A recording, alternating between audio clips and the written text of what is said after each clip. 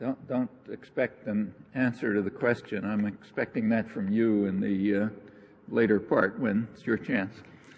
To frame the discussion, I'd like to begin with a few words on universities and their mission. I want to contrast several different views on the matter. And then I want to turn to some issues of pressing current concern that bear directly on these alternatives and also on the question that was posed. And I hope the connections and implications will be clear enough without any specific elaboration. Well, starting with universities, one conception of the role of schools and universities is that they should be liberating. That is, they should open new vistas to be explored, new challenges to be confronted by all participants. So they should therefore be, in an important sense, subversive. They should question and investigate established thinking and received opinion. They should try to help people unearth hidden premises, subject them to critical analysis in order to justify and improve them if that's the right path, or if they're flawed, to seek a better approach, perhaps quite different from convention. In short, they should follow the practices that are more or less taken for granted in sciences, which proceed exactly that way, and the practice that underlies their progress over the millennia, particularly in the past few hundred years. And to follow the same course in matters that bear directly on human affairs is all the more important. Particularly at this university, but not only here, we might recall some words of Bertrand Russell, who wrote eloquently on these and many other topics, and also acted on his convictions, as he did courageously in other domains. He advised that the task of a liberal education, I'm quoting him, is to give a sense of the value of things other than domination, to help to create wise citizens of a free community, and through the combination of citizenship with liberty in individual creativeness, to enable men to give to human life that splendor which some few have shown that it can achieve. So education should not aim at passive awareness of what is presented to the child or the student from outside, but at an activity directed toward the world that our efforts are to create. And the social and political world more generally should be organized towards similar ends. In fact, very similar ideas go back to the origins of classical liberalism and the founding of the modern university system, which was by Wilhelm von Humboldt in the early 19th century. His social and one of the people who inspired John Stuart Mill, among many others. His social and political ideas and his educational philosophy were based on the conviction that, to inquire and create, these are the centers around which all human pursuits more or less directly revolve, so that moral culture and understanding can never be produced by external and artificial contrivances such as instruction and guidance, but must spring from free choice. Only in that way will the results enter into a person's very being. Otherwise, however accurate or even perfect, the results will be alien to the person's true nature. If students or laborers perform some task with mechanical exactness under external coercion, we may admire what they do, but we will despise what they are. Creatures subject to external control, not free, creative human beings who are ennobled by the very things which now, though perhaps beautiful in themselves, so often serve to degrade those who produce them. It could be a student in a classroom, a laborer in a workshop, or a factory. In fact, any person deprived of full opportunity to enjoy their fundamental rights in a genuinely free community. Those are the kinds of principles from which classical liberalism developed, though you wouldn't know it looking at its current manifestations, which have very little to do with its origins, either in Adam Smith or Wilhelm von Humboldt or any other classical figure. Well, that's one view, more or less encapsulated. There is an opposing view, which has both a normative and a descriptive variant. I'll mention both. The descriptive variant is presented by George Orwell in his introduction to Animal Farm on censorship in England. This is voluntary censorship, as he made clear, rather not coerced, as in the totalitarian monster that he's satirizing. Everyone's read Animal Farm. But the introduction to Animal Farm is not very well known, for one reason, because it was not published, maybe demonstrating his point. He doesn't go into the matter in any depth, but he does mention a few reasons that lie behind what he calls the sinister fact that in free societies, unpopular ideas can be silenced and inconvenient facts kept dark without any need for any official ban. That outcome, he says, results in part from control of the press by wealthy men who have every motive to be dishonest on certain important topics.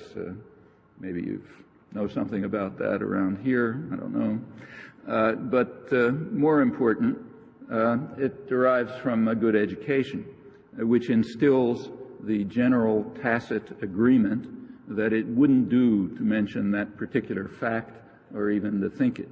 The result, he says, is that anyone who challenges the prevailing orthodoxy finds himself silenced with surprising effectiveness in free societies like England. Well, that's a descriptive version. There's also a normative version, one that says, yes, that's the way it ought to be.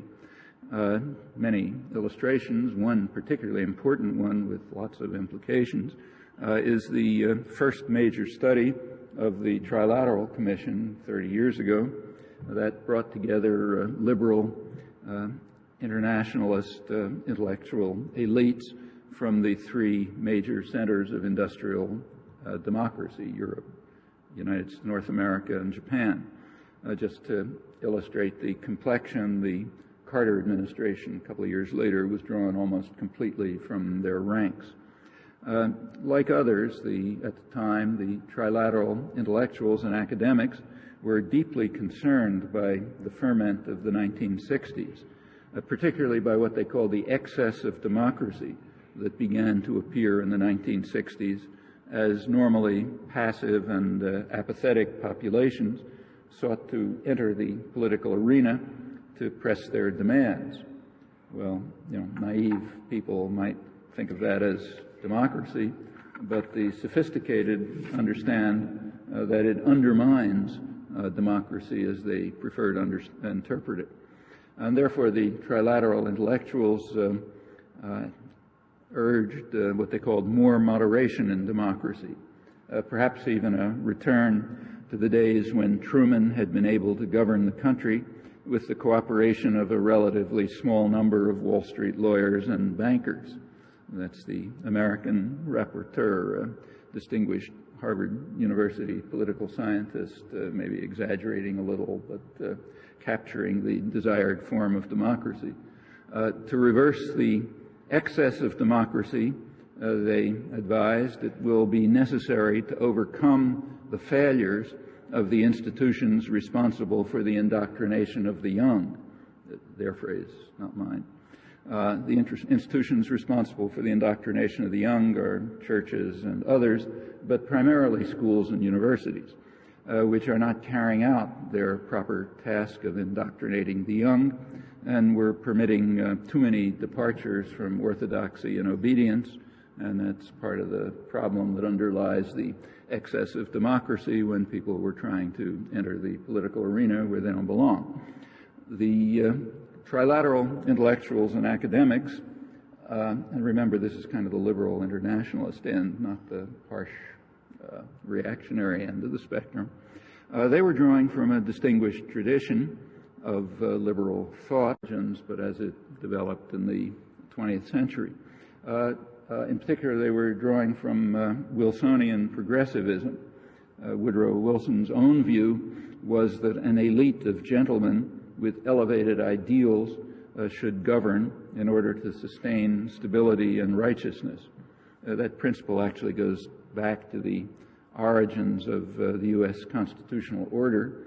It was discussed most lucidly by the main framer of the Constitution, James Madison, who's a very significant figure in intellectual history and political history. This was not in the Federalist Papers, which people read, but you should remember that these were propaganda documents. They don't really tell you what they were intended to convince a reluctant public to accept the constitutional system, so you have to treat them with a little caution. The more interesting discussion is in the debates in the Constitutional Convention, where people talked straight, and we have detailed notes of them, fortunately. As far as I'm aware, they haven't been published since about 1830, but they do exist in a proper research library. Madison, in these debates, he addressed a classic problem of political theory. Actually, it was raised by Aristotle in the first major work of political theory, his Politics. Aristotle posed a problem. He said if wealth is highly concentrated and there's equality of vote, then the poor majority will use their voting power to carry out redistributive measures, such as what nowadays we call agrarian reform, and that would be unfair. Aristotle's solution to this was to try to reduce inequality by what we would nowadays call social democratic measures, which he described in some detail. So to try to reduce inequality and then allow democracy to flourish. Madison described the same problem, but he advised the opposite. Reduce democracy and maintain inequality. So power, he argued, must be reserved to what he called the wealth of the nation, the more capable set of men who recognize that it's the responsibility of government to protect the minority of the opulent against the majority. The rest should be somehow marginalized and fragmented in various ways that he described, and which have been developed in very interesting ways over time. Madison recognized that that task was going to become more difficult in the years that would follow, with, as he put it, the likely increase in the proportion of those who will labor under all the hardships of life and secretly sigh for a more equal distribution of its blessings. Already in 1787, Madison feared that, quoting again, that symptoms of a leveling spirit have sufficiently appeared in certain quarters to give a warning of the future danger. And conflicts over these issues have been a leading theme in the history of the modern state capitalist democracies, the United States, and in fact all others. Well, skipping, interesting topic, but no time, so skipping on to the Wilsonian era, which in many ways lays the basic framework for the past century. The prominent Wilsonian intellectual, Walter Lippman, shortly after World War I, which is when all this was formulated, he was writing political essays on what are called progressive political essays on democracy. He, in them, prescribed that the intelligent minority of responsible men must control decision-making. He himself was perhaps the most influential public intellectual and media figure of the 20th century in the United States, and also a respected progressive democratic theorist.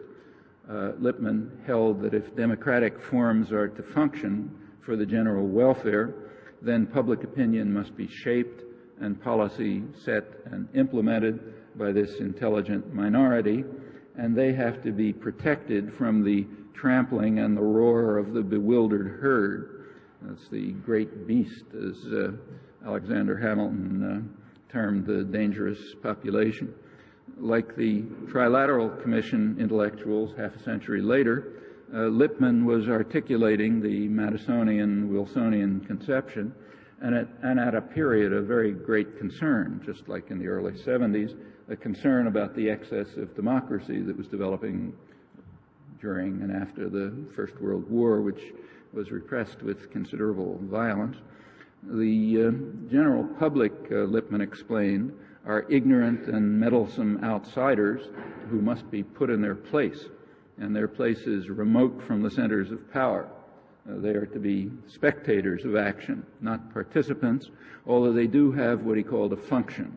The function of the great beast is to act only by aligning itself as the partisan of someone in a position to act executively in periodic exercises, which are called elections, and then they're supposed to go back to their own pursuits, obeying their orders and buying goods and so on, but not bothering the respectable minority. The system has a name in modern political theory. It's called polyarchy, and its common meaning a system of elite decision and public ratification. And it's consistently been preferred to democracy by elite sectors across the political spectrum. There are those who seek democracy, and they're commonly condemned. They're held to do much harm. It was the charge leveled against Tom Paine, the infidel, as he was described, who died with little honor in the country that he helped to free from British rule. That's pretty normal for those who devote themselves to freedom and justice. Bertrand Russell, again, is a notable critical example in the modern period, but the history goes back to the earliest recorded history, and it's an important one right up till today, with remarkable consistency, I should say. Shortly after Lippman's essays in the 1920s, one of the founders of contemporary political science, Harold Lasswell, another progressive Wilsonian, he gave a progressive Wilsonian version of the tradition this is right at the beginning of the opening days of the New Deal, early 30s. He was writing, this is the entry on propaganda in the International Encyclopedia of the Social Sciences, which came out about 70 years ago. Lasswell instructed the intelligent minority to be cognizant of what he called the ignorance and stupidity of the masses, and to dismiss democratic dogmatisms about men being the best judges of their own interests. They're not. We are. And for their own good, we have to control the masses and make sure they don't interfere with decisions. As societies become more free, he pointed out, and force is no longer as much available as a means of social control, the responsible men must turn to a whole new technique of control, largely through propaganda.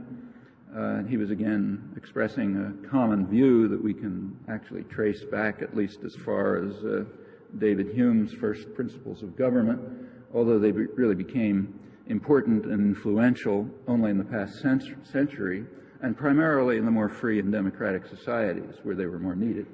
So the huge public relations industry, for example, which is a technique which is devoted to manipulation and control of attitudes and thought, developed in England and the United States, the more democratic societies.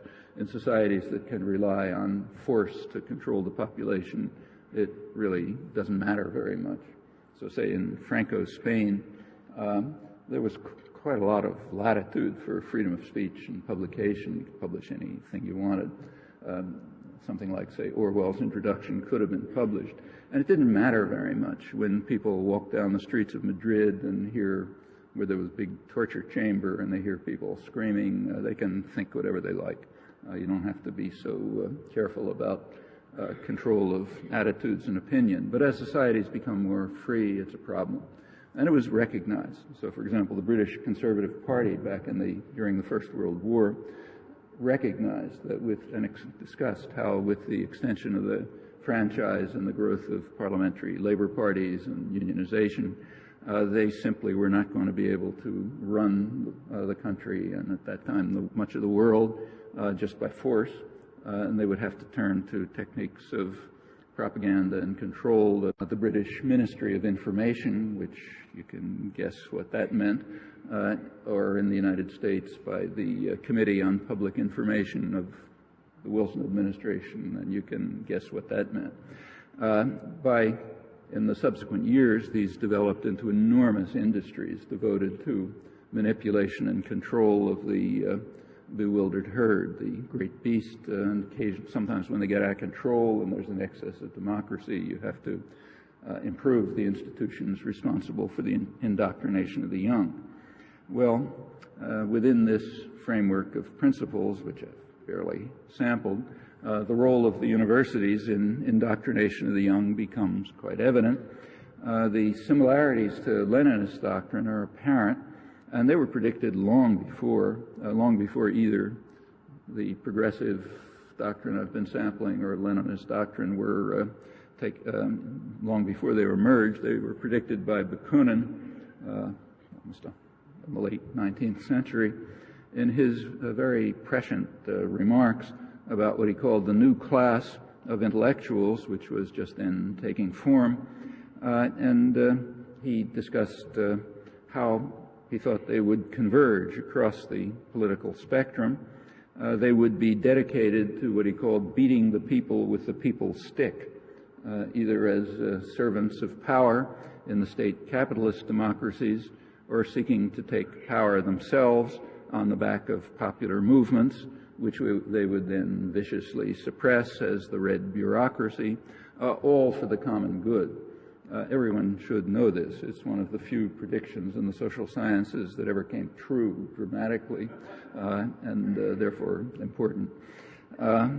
Those are two contrasting views of the universities and the intellectual culture and their function within a more general setting. All of this deserves a much fuller treatment, but it's not the place.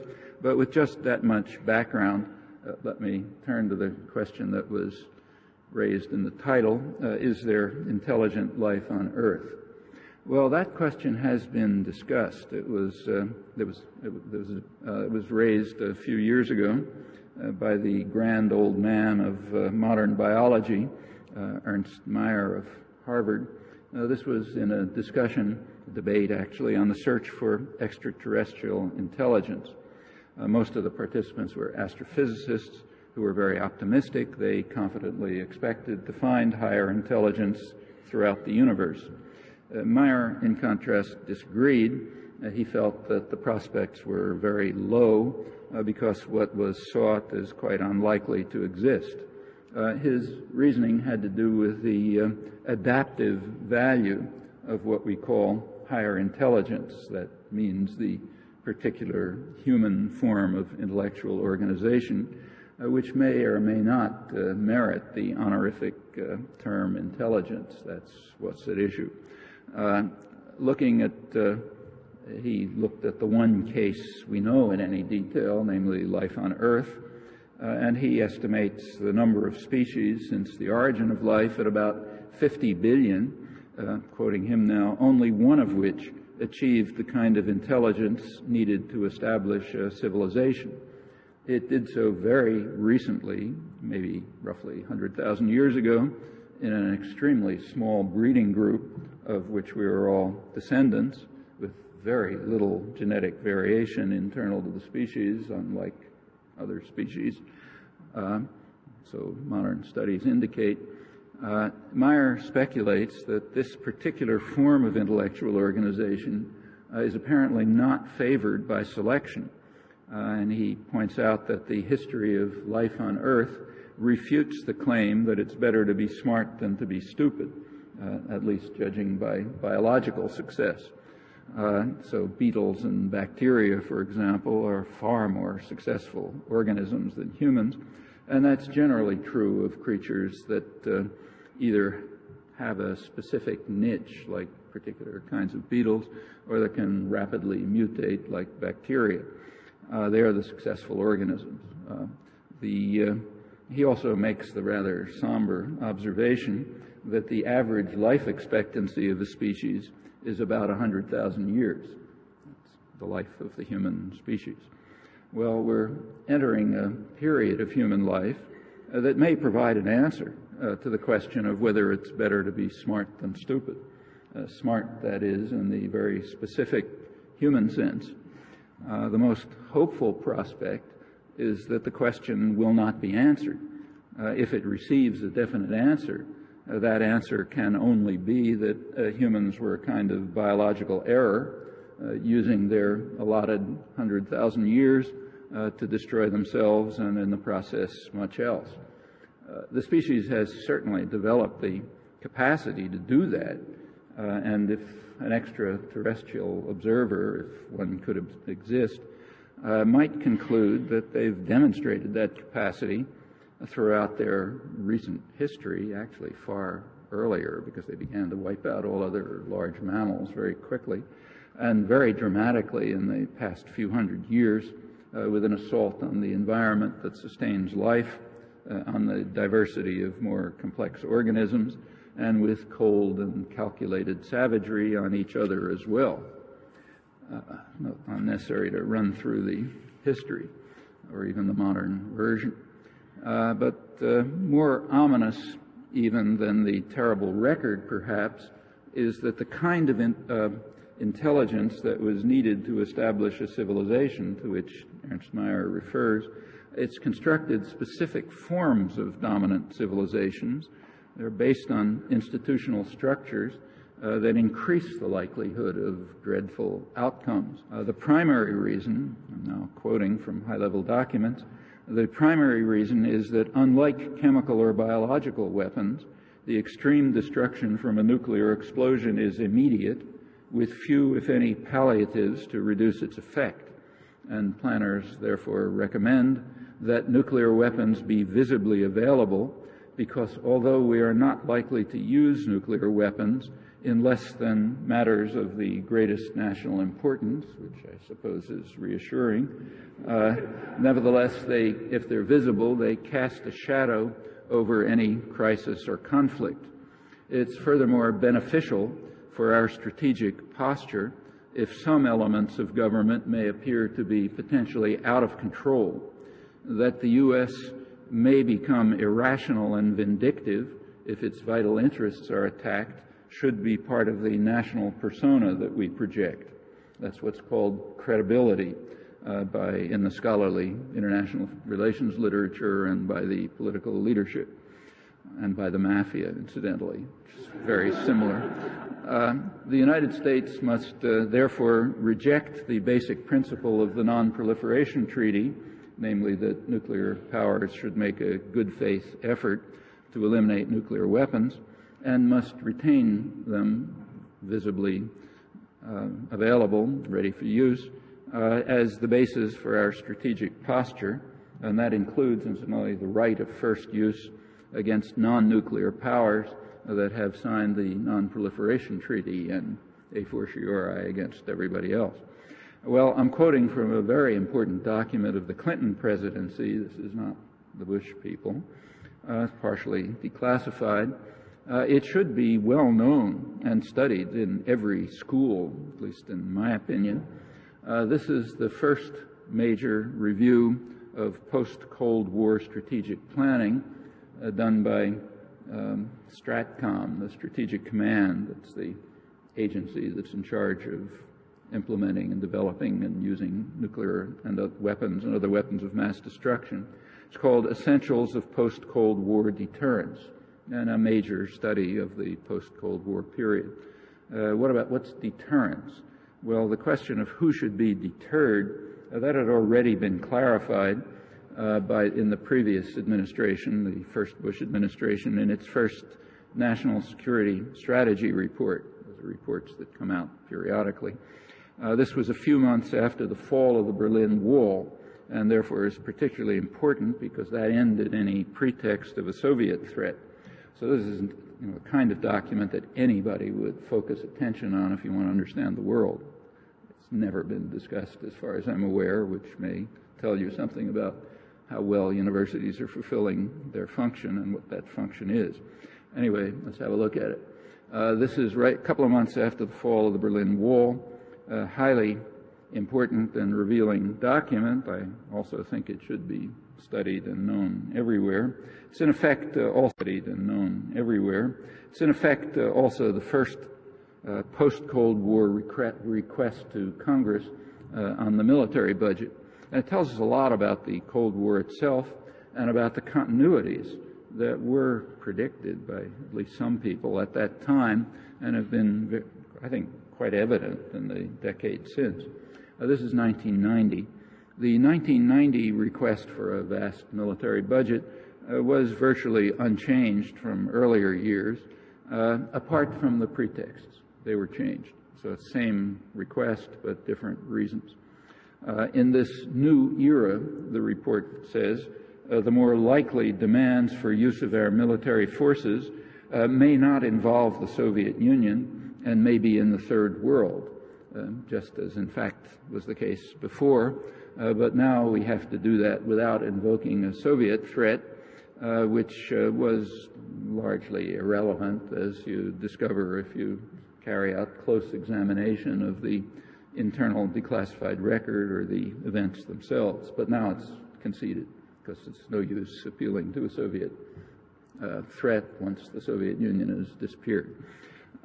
Furthermore, the report continues, it's going to be necessary to strengthen what they call the defense industrial base.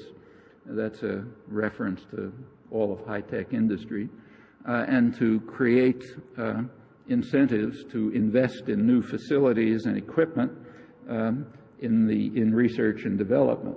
These are the standard euphemisms referring to the very dynamic state sector of the economy, which is the source of most economic development. It's the basis for the entire so-called new economy, for example.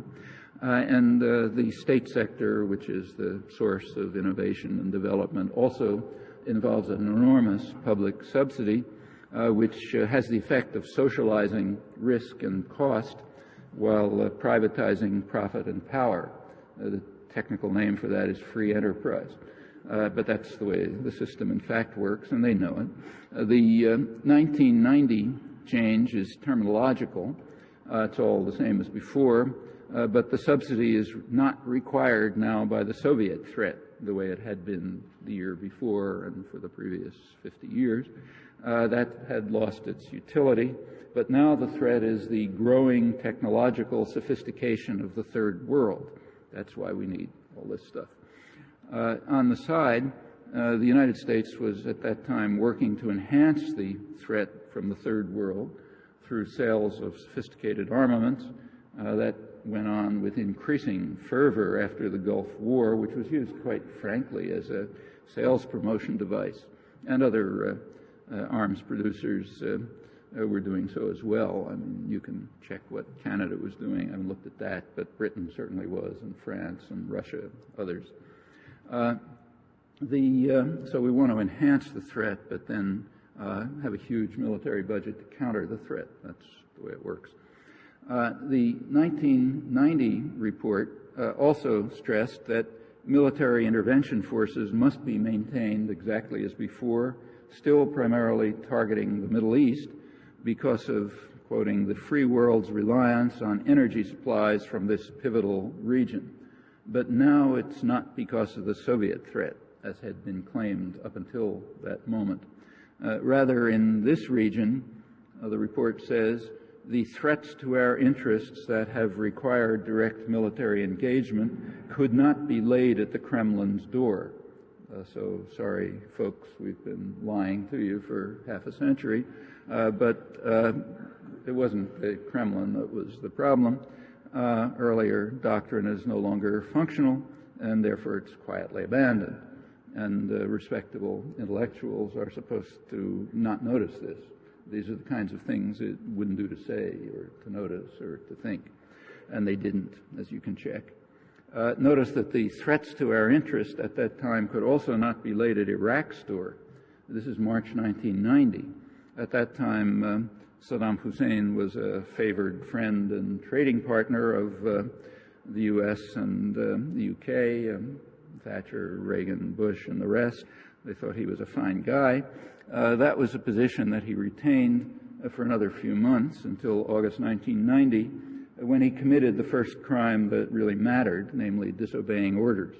At that point, he lost the status of moderate, which had been unaffected by such acts as gassing Kurds and torturing dissidents and using chemical weapons, and in fact everything else that he's now being correctly charged for that never mattered at all. And the U.S. and Britain continued to not only support him, but provide him with the means to develop weapons of mass destruction. That continued right up till the first disobedience.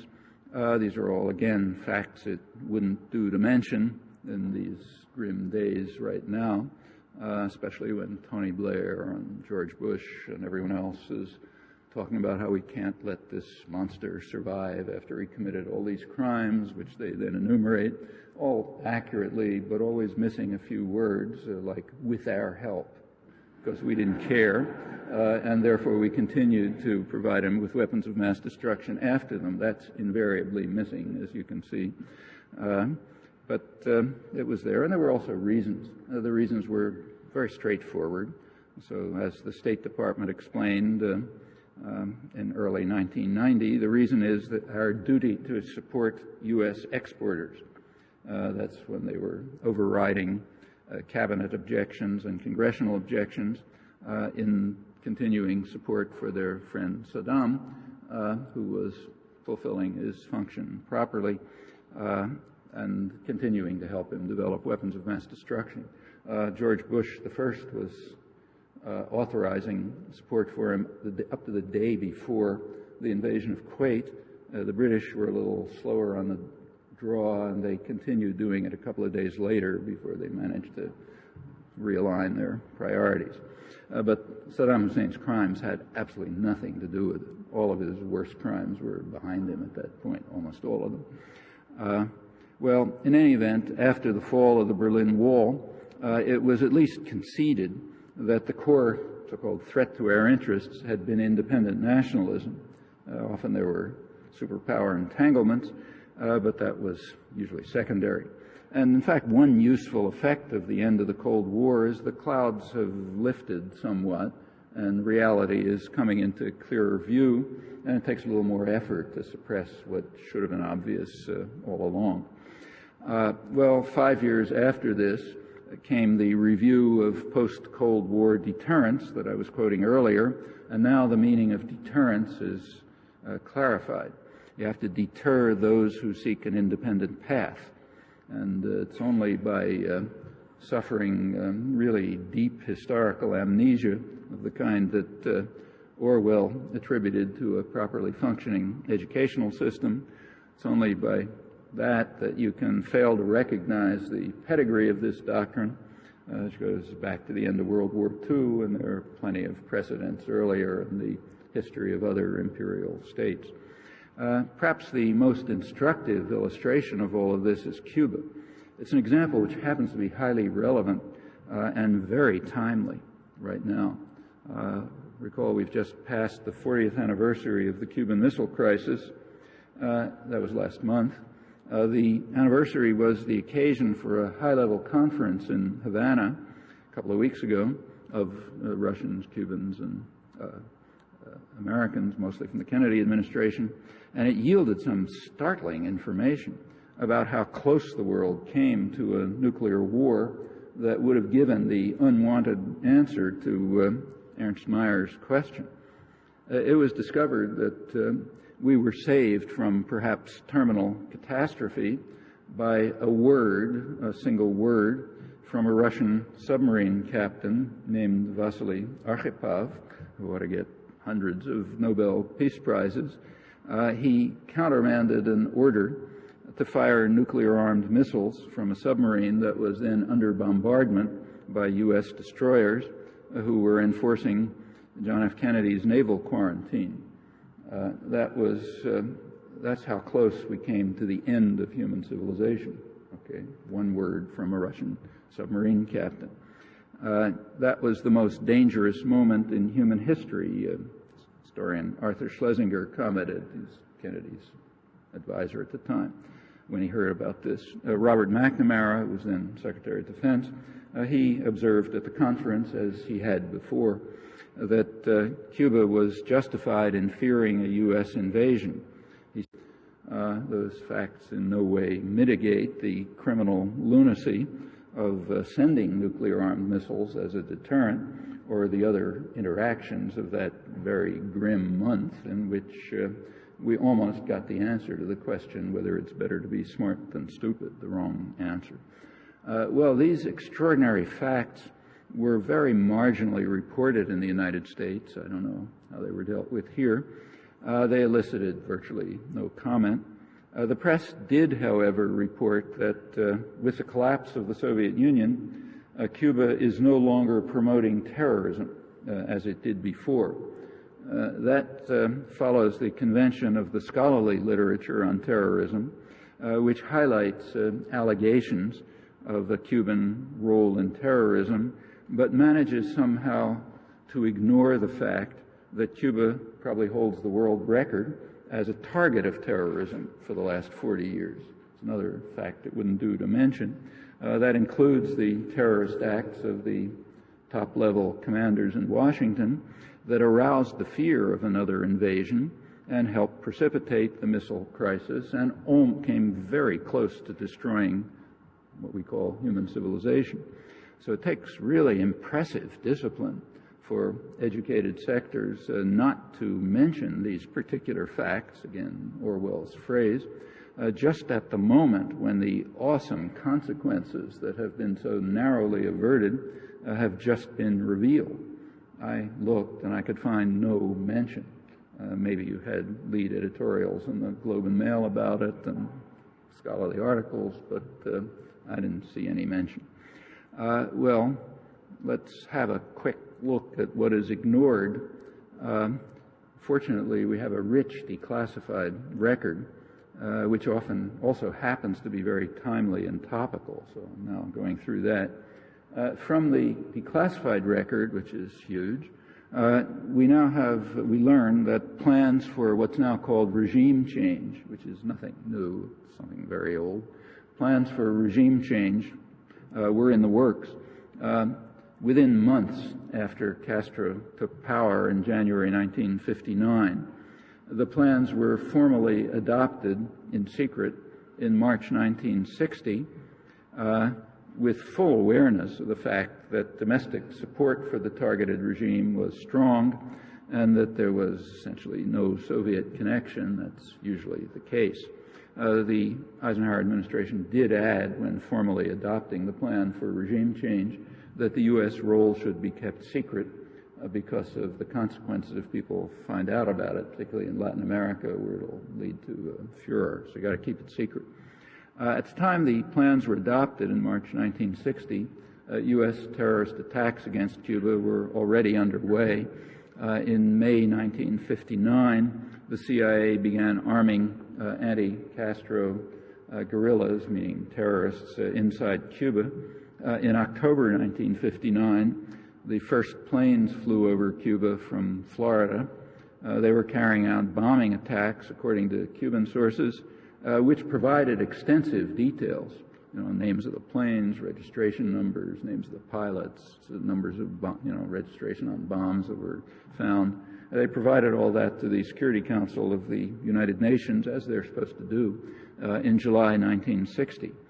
No action was taken because of official U.S. denials, now known from the declassified record to have been brazen lies. The international terrorist campaign was stepped up by John F. Kennedy. After the Bay of Pigs invasion was beaten back, Kennedy ordered his staff to unleash the terrors of the earth against Cuba. That's Arthur Schlesinger's phrase, referring to the goals of Robert Kennedy, who supervised the terrorist operations.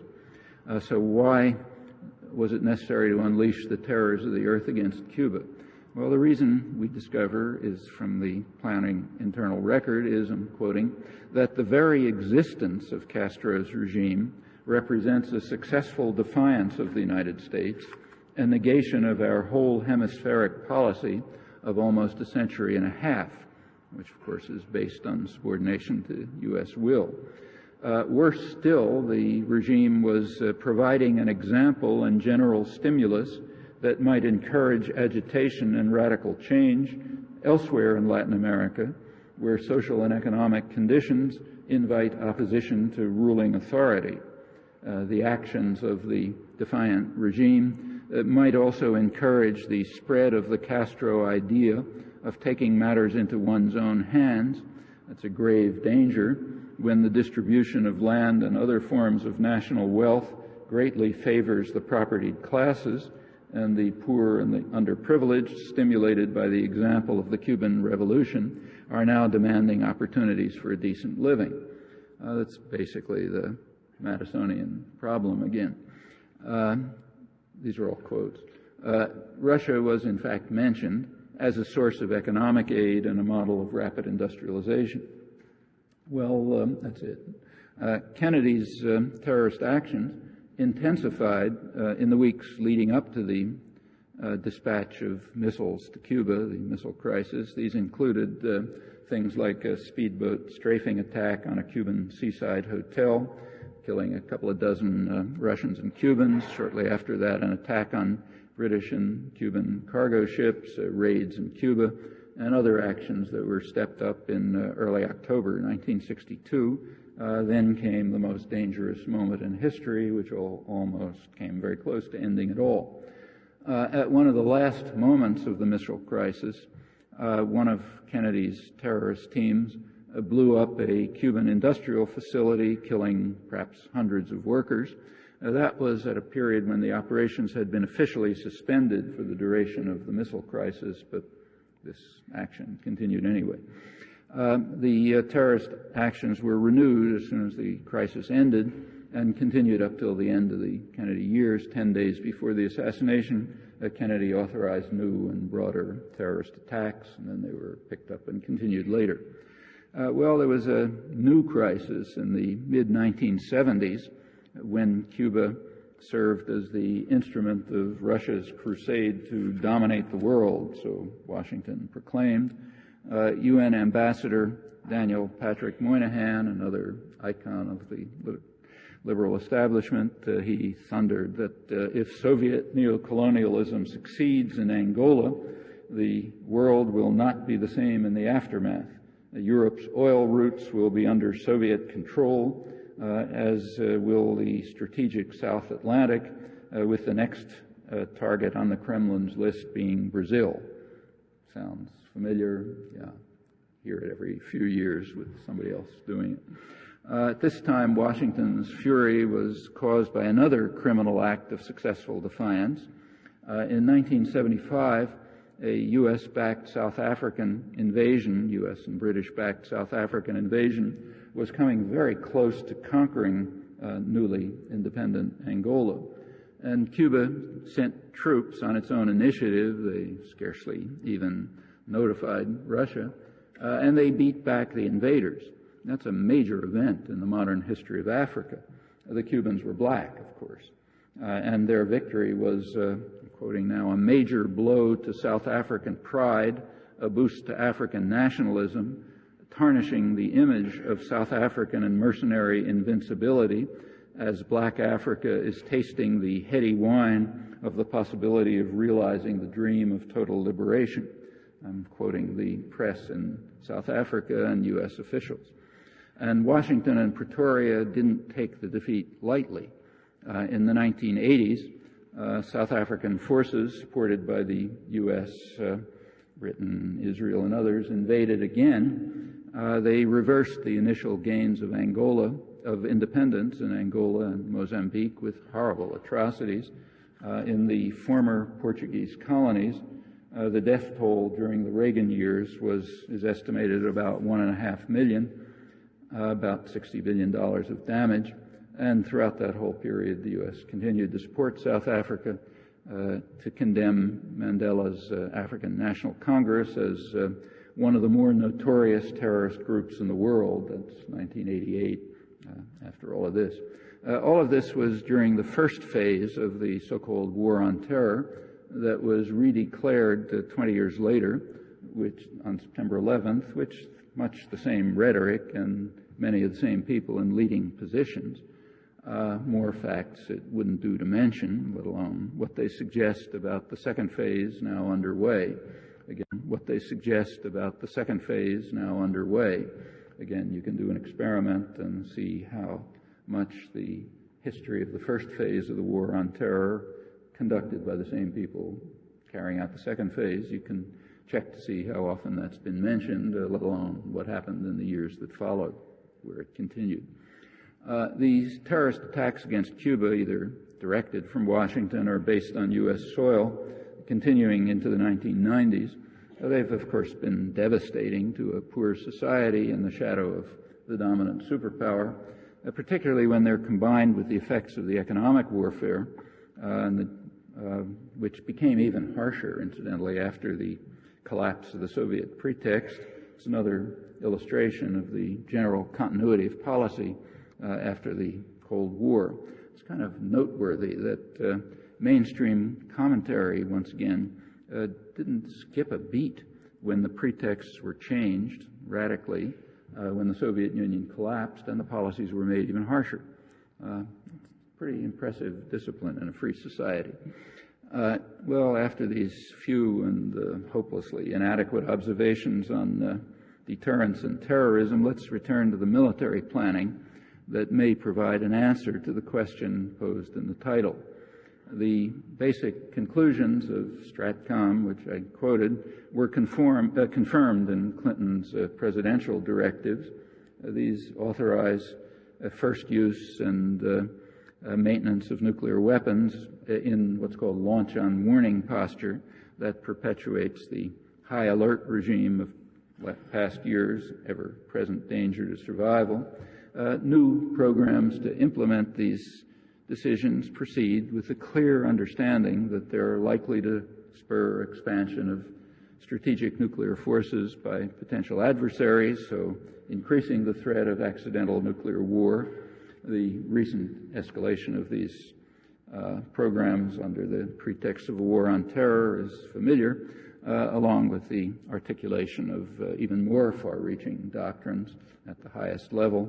And it's no secret that the plans and the programs are frightening much of the world, but they proceed unhindered. Well, the United States is unusual in the access that it allows to high-level planning documents. Now, that's one illustration of the freedom that's been won over the years. It's a unique achievement, to my knowledge. I don't know of any other society that approaches the United States in this respect. But I'd be surprised if the plans of other countries were fundamentally different.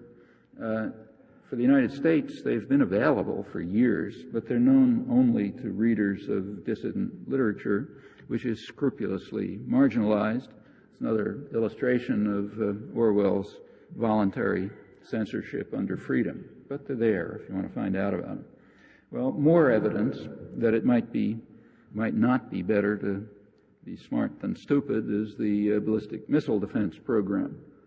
Current plans for ballistic missile defense are expected to enhance existing threats still further, expected on all sides.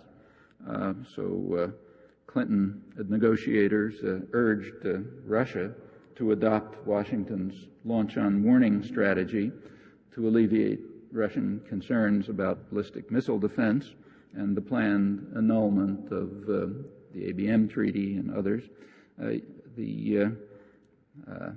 That's a proposal that is pretty bizarre, one leading expert commented, because we know their warning system is full of holes. So it could lead to an accidental launch, again, ending civilization. And that's come perilously close in recent years, so therefore we have to extend the threat.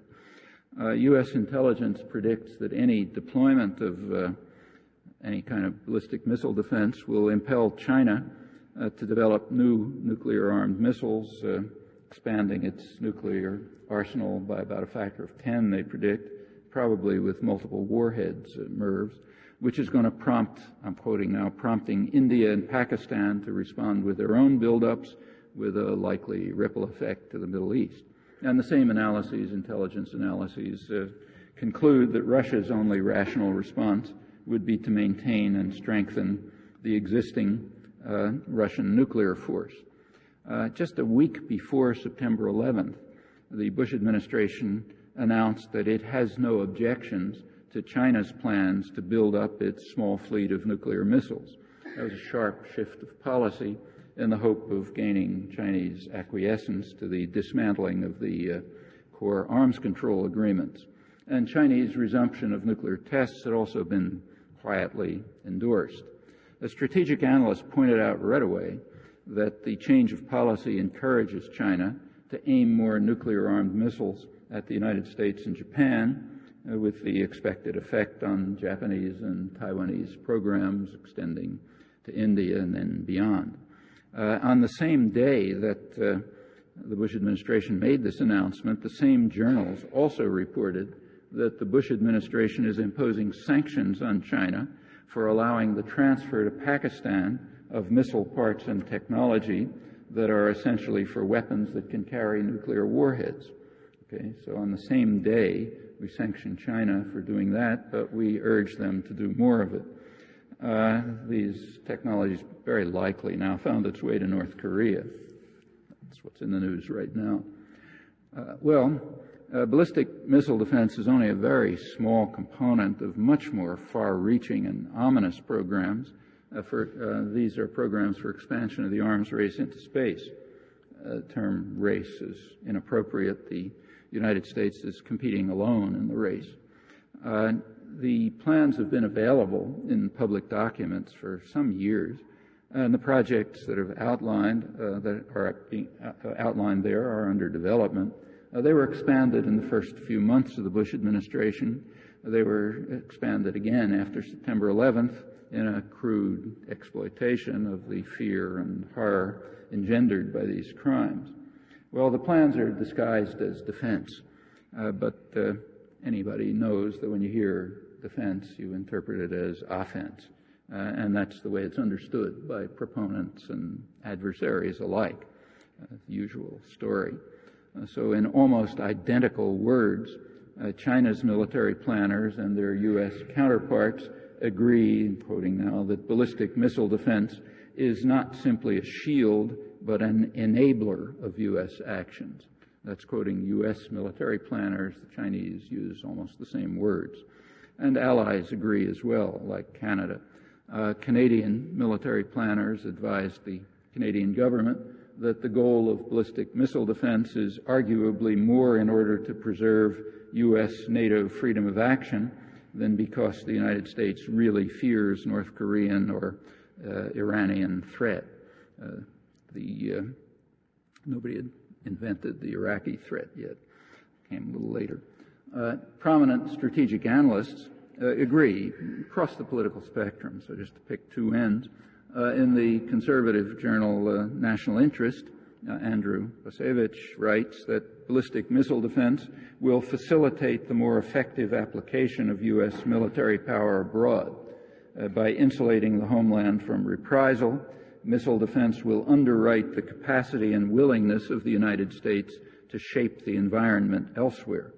At the other end of the spectrum, in the liberal New Republic, Lawrence Kaplan says that missile defense isn't really meant to protect America. It's a tool for global dominance, for hegemony. That's not a criticism. He thinks it's a good idea. That's why we should do it. That's all pre-Bush #2. This is in the dovish days. And all of them agree that American hegemony is a good thing, virtually by definition. That's what's called the city on the hill doctrine that you should know about if you know about U.S. history. We're a city on the hill. It was updated for current application very recently. Actually, Bacevich again gives a very clear version, again in the National Interest, just right before September 11th. He explains that there's a guiding principle that defines the parameters within which the policy debate occurs. It's a spectrum that excludes only tattered remnants of hardcore isolationists and those few beleaguered radicals still pining for the glory days of the 1960s, and it is so authoritative as to be virtually immune to challenge. The principle is that America is a historical vanguard. History has a discernible direction and destination. Uniquely among all the nations of the world, the United States comprehends and manifests history's purpose, namely freedom achieved through the spread of democratic capitalism and embodied in the American way. Accordingly, American hegemony, that's what he calls it, is the realization of history's purpose. That's the merest truism. It's virtually immune to challenge. To debate the matter would be like kind of silly, like trying to prove that 2 + 2 = 5. And this has a long tradition, again, across the political spectrum. It's just updated for the present. It's also well understood that ballistic missile defense, even if it proves to be technically feasible, has to rely on satellite communication. And destroying satellites is far easier than shooting down missiles. You know where they are, they don't move around, etc. So it's the kind of poor man's weapon. That's one reason why the United States must seek such overwhelming control of space that even the poor man's weapons are not available by an adversary, otherwise the system is useless. And that requires offensive space-based capacities, including enormously destructive weapons, probably nuclear-powered, that can be launched from space with instant computer-controlled reaction. This virtually quotes, greatly increasing the risk of vast slaughter and devastation, if only because of what are called in the trade normal accidents. That's a technical term which you'll learn about in the engineering literature for the unpredictable accidents that are going to occur in any complex system. You don't know when, you don't know why, but they're going to happen. Those are what's called normal accidents. And we want to increase the risk of normal accidents in the certain knowledge that that's probably going to destroy human life and a lot else. Well, the goals actually extend far beyond this. The U.S. Space Command, which is responsible for all of this business, is quite explicit about it. It has a brochure during the Clinton era, actually intended for the public, called Vision for 2020, and it announced the primary goal quite prominently on the front cover: dominating the space dimension of military operations to protect U.S. interests and investments. That's presented as the next phase in the historic task of military forces. And then they give a little history, which is more or less accurate if you reinterpret. They say armies were needed during the westward expansion of the continental United States in self-defense, of course. Armies are only used in self-defense. That was in self-defense against the native population and Mexicans. So we had to defend ourselves against them. We needed armies. Nations also built navies, they go on, to protect and enhance their commercial interests. And the next logical step is space forces to protect U.S. National interests, military and commercial, and investments. Quoting. But the U.S. Space Forces are going to be unlike the navies that were protecting sea commerce in the past, because there's only going to be a sole hegemon. The U.S. will be alone, no competitors. So it's not going to be like, say, Britain. You know, Britain had a big navy, protected British interests, commercial interests and investments, but it could be countered by Germany, and consequences of that we don't have to talk about. But the U.S. somehow is going to remain immune, except to a very narrowly circumscribed category of terrorism that's permitted to enter the canon. That is the terrorism they carry out against us. That you're allowed to talk about, not the much greater terrorism that we and our clients carry out against them. That's out. You know. But that kind of terrorism is, they recognize, is going to remain a problem. Well, the need for these new military systems is expected to increase, they point out, because of the widening divide between the haves and the have-nots. It's predicted by the Space Command. It's an assessment shared by U.S. intelligence, and that leads in other directions that I'll talk about later in the week, so I'll put that aside. During the final Clinton years, the United States blocked the work of the UN Disarmament Commission. That was a successful effort to prevent decisions banning the use of space for military purposes. Knowing that the United States intends to break that barrier, the General Assembly of the United Nations has reaffirmed the Outer Space Treaty of 1967 several times in the last few years. The U.S. alone abstained, along with Israel and in one case Micronesia.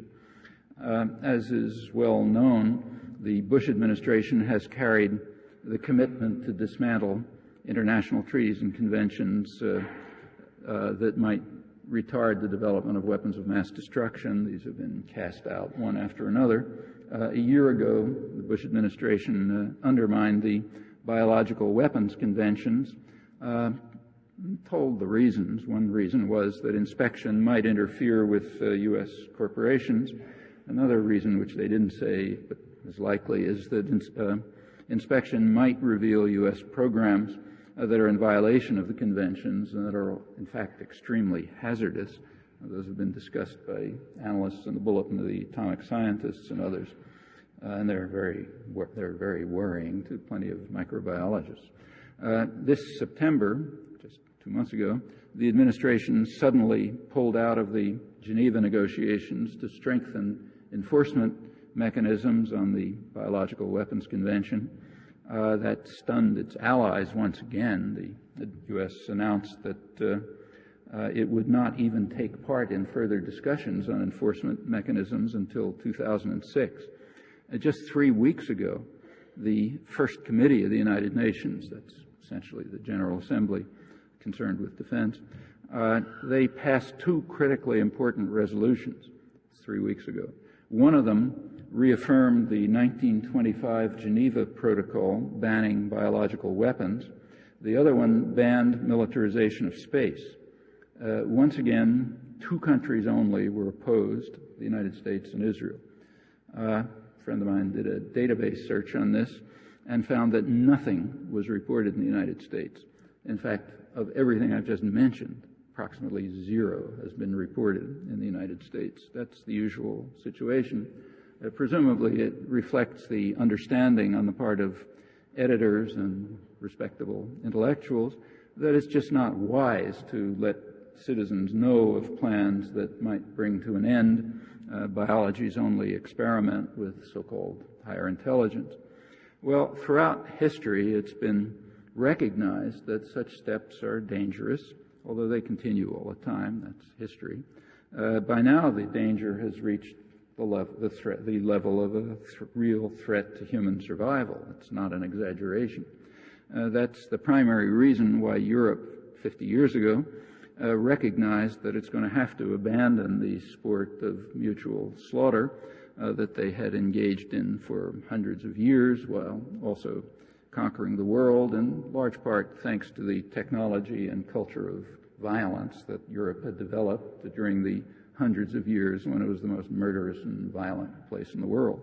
So therefore, it's entirely rational to destroy the possibility for decent survival for our grandchildren if by doing so we can maximize the particular form of self-interest that's hailed as the highest value, consciously constructed in considerable measure, big industries devoted to that, and the perceptions are in fact reinforced by vast industries that are devoted to implanting and reinforcing them. But it's all rational. The current threats to survival are now being enhanced by very dedicated efforts to weaken the institutional structures that have been developed over the years to try to mitigate the harsh consequences of market fundamentalism, and even more important, to undermine the culture of sympathy and solidarity that sustains these institutions. That's what's called privatization. There's no economic motive for it that anybody knows, but it's a very effective way of undermining democracy by reducing the public arena and eliminating the culture of sympathy and solidarity and support that somehow constrains the devastation of market fundamentalism. Well, all of that's another prescription for disaster, perhaps in the not distant future. But again, it's quite rational within a system of doctrines and institutions, which happens to be lunatic, but that's another matter. Well, all of that brings us back to the original question: is there intelligent life on Earth? And furthermore, what answers should the institutions of higher learning be offering to this question, which may regrettably be answered rather soon. Thanks.